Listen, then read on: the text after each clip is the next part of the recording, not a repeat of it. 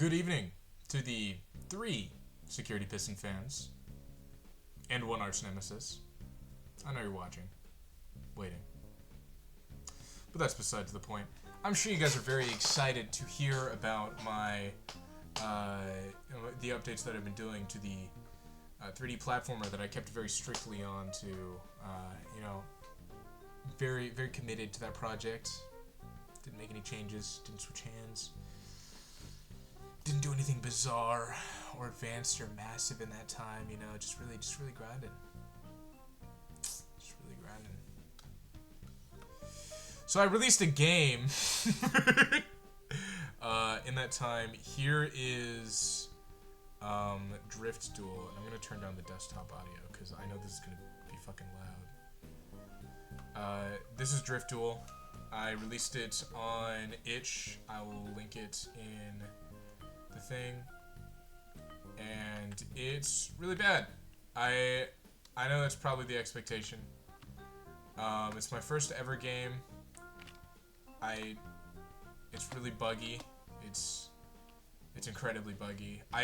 Since this, I've actually learned a decent amount about development, so the game I'm working on right now will not have nearly as many bugs, which we'll get to in a second here. I just want to...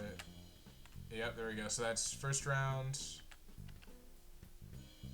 Okay. Also, I'm sorry about the music. It's my first time ever making a song, so there's that too. First time modeling a car. All of this handmade. Literally all of this handcrafted, handmade. Yep. I like how the buttons slowly rotate. This model has long since been upgraded, and I'll show you that in a second. It does theoretically have split multiplayer. Hold on. Let me see. No, I'm not gonna test it. I don't care that much. But yeah, that's Drift Duel. We don't gotta worry about Drift Duel though, because I'm sure you guys are all excited about fuck ass block game. Which is too bad, because we're doing Calabaska fucking sucks. Yeah, so unfortunately for everybody who's excited for the game where everybody's head is a cube. Oh my god. What?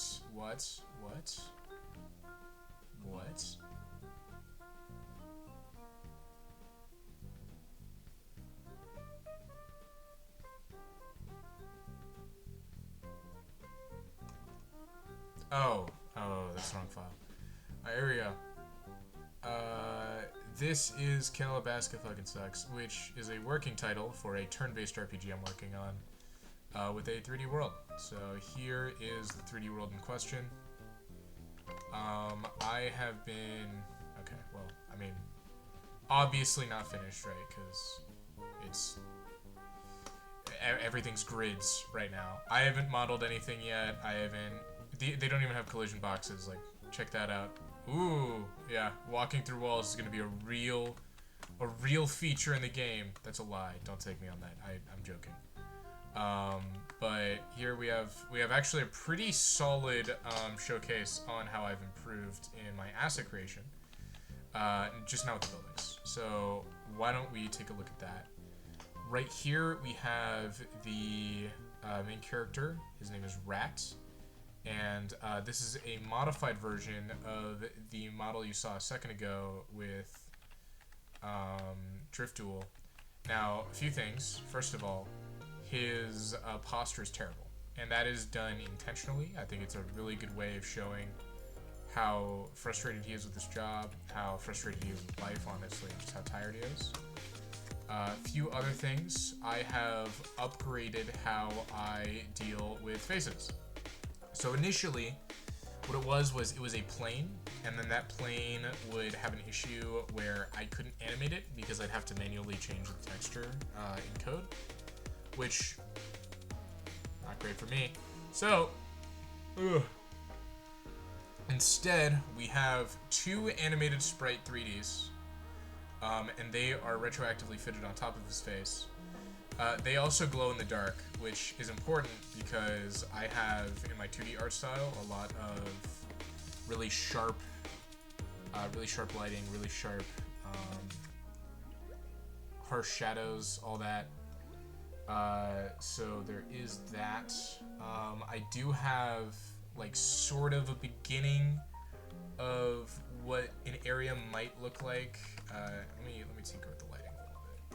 Like, let's make it a little bit here. Sure, let's say here. So we got kind of an idea of what's going on. Now I will say a lot of stuff has changed since I modeled out this whole thing, which is kind of funny because I put a lot of work into modeling this whole thing. Now I can't use it because of the setup of the world, but there is a lot of groundwork that we can see here that I think is very important. This is a character. Her name is Maggie, short for Margaret, and she was invented because I was too lazy to go hard on hair, and then I felt bad because her hair wasn't as high effort as I wanted it to be, and so I fully built it out. And now her character design is awesome, and so I have no choice but to make her a main character. So now, Charlotte, my fault, Charlotte. And Charlotte is going to be a mainstay in the game. I really like her. I really like her design. I really like her animation. God damn it. Lawn chair. This is the one? It is. Okay. So where is? I'll just close this. Close this. Close this. This is a testing for the battle. I'm not tied to this. In fact, I'm pretty sure it's not going to stay like this at all. So don't think about this too much. It is actually, hold on. Never mind. I do want to talk about the animation there, because the animation is really cool. Where is it? Fuck. Battle rats. There we go. So this is the animation I came up with for the battle rat. This is rat while he's in battle, obviously. I wanted to hit sort of that sauce that JoJo has, because it has like a lot of dynamic posing without sacrificing something. I don't know. It's hard to explain. Point is, I think I nailed it. It looks really cool. So we're going with that. Got ground. So yeah, explaining the layout of the city. Without giving away too many spoilers, I will break down a few major landmarks that obviously aren't going to be very well presented just with this light. So this is the residential area, and this is a water recycling plant. It takes place in the future, so this is fully hygienic. You don't have to worry about that. Any water that's recycled is thoroughly cleaned in such a manner that makes it perfectly reusable. We'll call it fusion and then fission or something. I'll work out the kinks there. This is a waste plant. All of the waste of consumables, they will be put in here and incinerated. I'm sure we have a lot of this is shopping, a lot of this is like business. This is unfinished construction. Don't expect it to be finished in the context of the game. And this is a gas station. So this is Calabaska, Alaska. It's a town in the middle of Alaska, about 300 years from now. So global warming kind of hit us a little bit. As you can see, this used to be seafloor, and now it's sand. Or actually, no, this used to be snow, and now it's sand. Because all of the snow is melted. Now, something about the test level that isn't in the world environment, because the world environment is just a rough idea. I used this just to get a basis of the layout of the map. So you'll notice that there are a lot of these trees. Now, these are called Calabaskan spires, and they're called that because they are petrified wood from Alaska's time as what it is right now. The idea is that California, after global warming, migrated up to Alaska, and so now we have Calabaska, Alaska, which is sort of a business culture center. Not a lot of housing. We are building more, but the economy is kind of shitty right now, so they're working on it. Anything about resources you don't have to worry about because there is a solid importing with this road here. It's very consistently out. We have cars that are really fast now, as well as flying. That comes in plenty. So you don't have to worry about any conflict that involves like a lack of resources. That's not what the game's about. Main through line of the game, I'd say Ennui is a big part of it. So what happened to Office Space? Why don't we get into that for a second? So Office Space, the thing about Office Space, and I do adore the concept of Office Space. I do think that, well, that's what Fuck-Ass Blockhead game is, by the way. It's called Office Space. All of these are just working titles until they're released. So Blockhead game is the game that the name that I kind of worked with was Office Space in my head. But the thing about it, oh dude, I gotta use the security piston somewhere. I'll find a way to put this somewhere. The thing about Office Space is, first of all, I've evolved far past it. Like, I'm using a rigid body here, which is bizarre considering what I'm doing.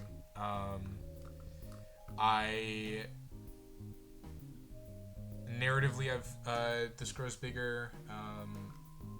Asset-wise, this grows bigger. It's a project that's more in line with what I've been doing. And I know that probably sounds a little bit ridiculous considering you have no idea what I've been doing. But a few projects that have gone in between Office Space and Calabaska. We have Calabaska. We have Office Space was the first one. That was the absolute first one. After that was Drift Duel, and Drift Duel is the result of... No, that's not true. After that was Back Alley Slapstick. Now, Back Alley Slapstick is as a fighting game. It's a 2D fighting game, and the idea is that I'd make a customizable fighting game where basically all of the moves are interchangeable. We'd have it so where like they'd be, instead of having a character roster, you'd have a character creator and you just create moves. I was trying to figure out how to use a dictionary because dictionaries are really modular. I think if I used a dictionary, then what would happen is like I'd be able to just develop a move and then put it in and have no issue. But I was having trouble with the hitboxes.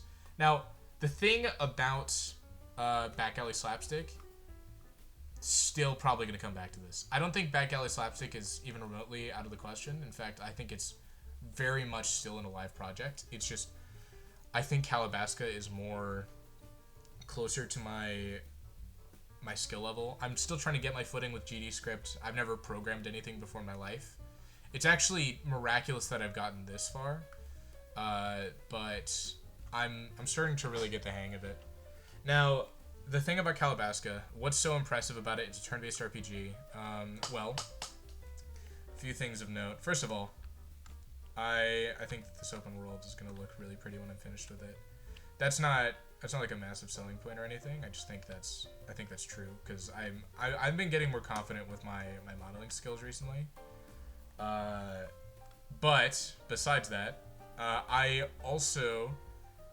besides that and the narrative, because I think the narrative is really cool too.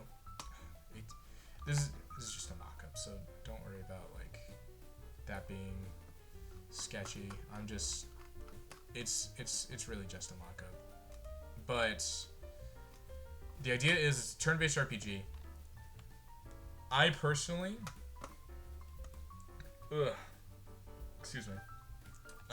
dislike RNG in video games 99% of the time. I think it's important for really small stuff, like if you don't want damage to be super static with like 1, 2, 3, whatever. I think RNG is important there.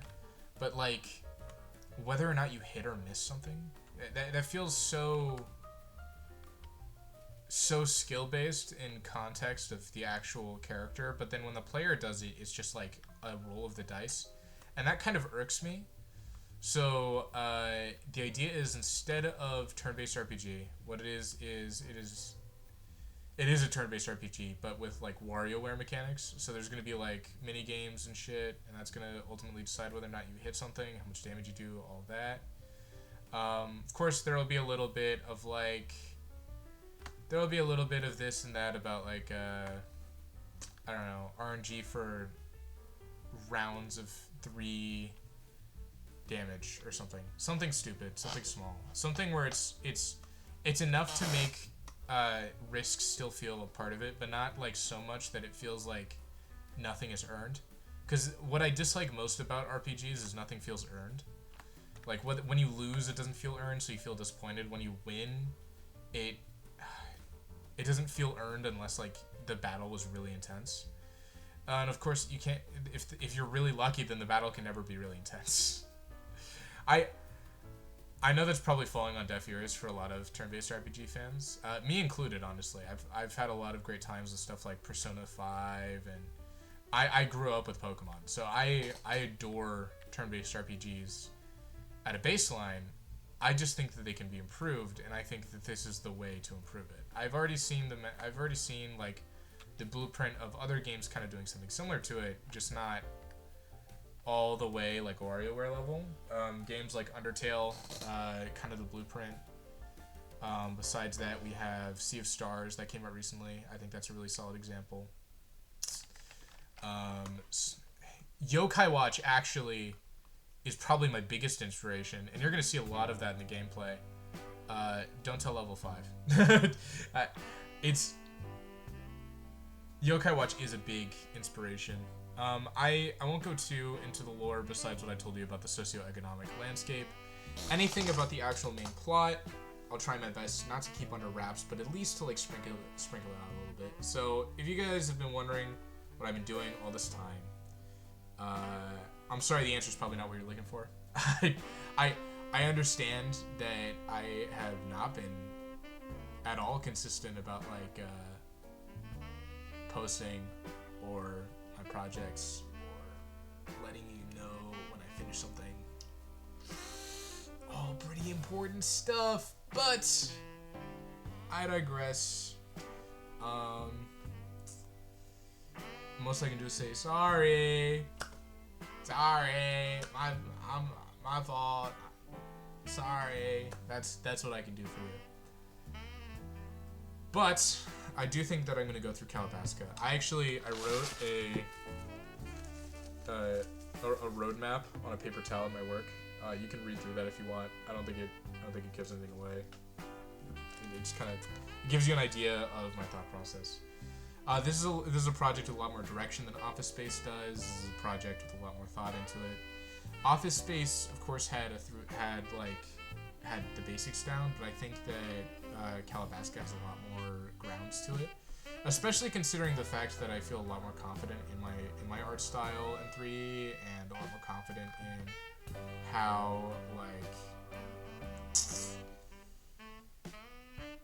I portray my 2D art style in 3D. I keep saying that, but let me give you an example. I don't know how many of you guys know this. Hopefully all of you, but I don't know if I've shared it. This is my Instagram. Static. There we go. So this is my Instagram. I posted like this little thing. Oh it's fine. It's literally 2 seconds. I'll probably have to mute that. But anyways, I realized I probably can't go into any of these because they all have like they probably all have like copyrighted music. Okay. It didn't copyright my music, so it didn't play the music, so I can just go into them. Here is like a few examples. So I've been trying to recreate that in 3D, and this was the best I could do. Like the cube heads were actually the best I could do, And now, since then, I've gotten like, now this is the best I can do. And this is a lot more like, this is a lot more following what I do. This has that dynamic lighting. It has that edge to it. It has that angst.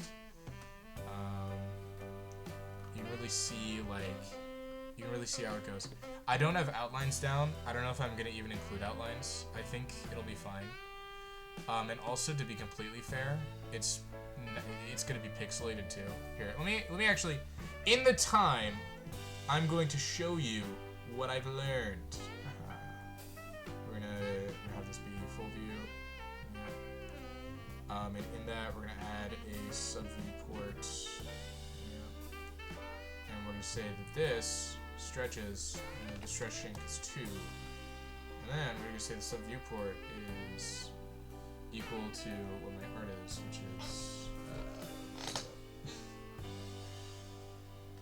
Let me look at what it usually is. The answer is.